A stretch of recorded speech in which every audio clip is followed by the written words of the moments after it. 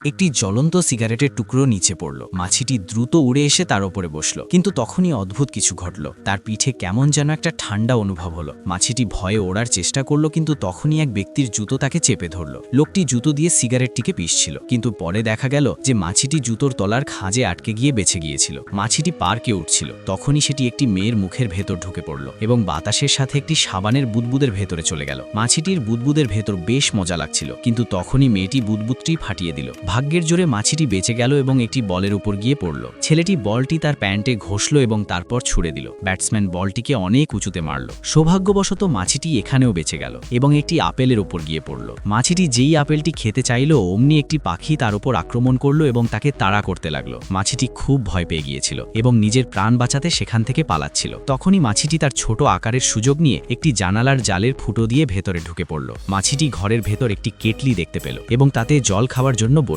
তখনই চাকরটি কেটলিটি ঠেলে নিয়ে এলো, যার ফলে জলের নড়াচড়ায় মাছিটি জলের ভেতরে পড়ে গেল। কিন্তু এর চেয়েও খারাপ ব্যাপার হলো, মালিক না দেখেই জলে চিনি ঢেলে দিল এবং তার ওপর বরফের টুকরো দিয়ে চামচ দিয়ে নাড়তে শুরু করলো। লোকটি সেটি প্রায় খেয়েই ফেলছিল, কিন্তু ঠিক তখনই তার ফোন বেজে উঠল, আর এইভাবেই মাছিটির প্রাণ বেঁচে গেল।